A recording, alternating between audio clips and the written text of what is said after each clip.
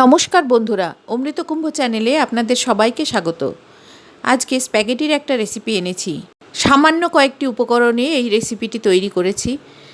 একবার বানিয়ে দেখবেন, অসাধারণ লাগে। প্রথমে গ্যাসে বেশ খানিকটা জল বসিয়ে দিয়েছি। দিয়ে দিচ্ছি নুন। জলটা ফুটে উঠলে দিয়ে দেব স্প্যাগেটিগুলো। খুব হালকা হাতে প্রেসার দিয়ে স্প্যাগেটিগুলোকে জলের মধ্যে ডুবিয়ে দিতে হবে। জলের মধ্যে যে অংশগুলো চলে যাবে ওগুলো আস্তে আস্তে বেন্ড হয়ে যাবে, হালকা প্রেসারেই বেন্ড হয়ে যাবে, অথচ ভাঙবে না। এইভাবে স্প্যাগেটিগুলো সব জলের মধ্যে দিয়ে দিলাম। এরপর 10-12 মিনিট স্প্যাগেটিটা ফুটতে দেব।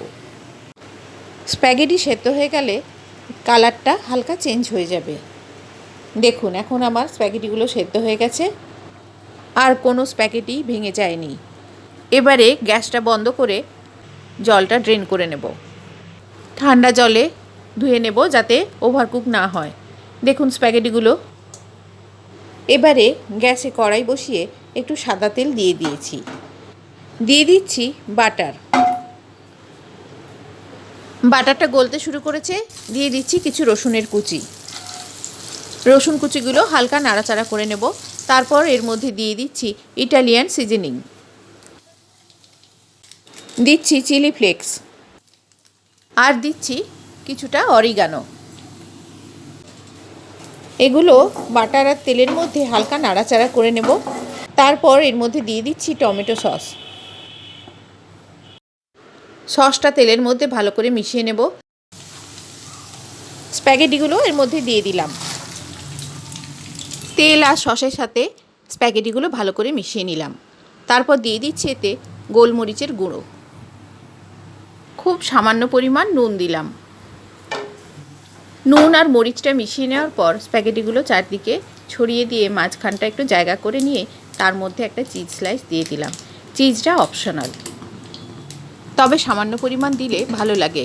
চিজ স্লাইসের পরিবর্তে আপনারা চিজ গ্রেট করেও দিতে পারেন। স্প্যাগেটিগুলো স্প্রেড করে বেডের মতো করে নিয়েছি, তার উপরে চিজটা দিলাম। এবারে সাইড থেকে স্প্যাগেটিগুলো নিয়ে ওই চিজের উপরে কভার করে দিচ্ছি। তারপর কড়াইটা লিড দিয়ে 1 মিনিট মতো রেখে দিয়ে গ্যাসের ফ্লেমটা অফ করে দেব। কড়াইয়ের মধ্যে এই হালকা গরমেই চিজটা গলে যাবে। এরপর কড়াই থেকে প্লেটে আমি ঢেলে নিচ্ছি যাতে চিজটা না বেরিয়ে যায়। খুব সাবধানে প্লেটে ঢেলে নিলাম। দেখুন ভেতরে চিজটা গলে গেছে। এবারে এই চিজের সাথে স্প্যাগেটিটা মিশিয়ে দিলাম। এইভাবে তেল আর রসুনের মধ্যে একবার স্প্যাগেটি রান্না করে দেখুন, দারুণ লাগে খেতে। স্প্যাগেটিটা রেডি হয়ে গেছে। এবার ওপর থেকে কিছু স্প্রিং অনিয়ন কুচি ছড়িয়ে পরিবেশন করছি। আমার রেসিপি ভালো লেগে থাকলে একটা লাইক অবশ্যই দেবেন, আর চ্যানেল সাবস্ক্রাইব করা না থাকলে সাবস্ক্রাইব করে পাশে থাকবেন। ধন্যবাদ।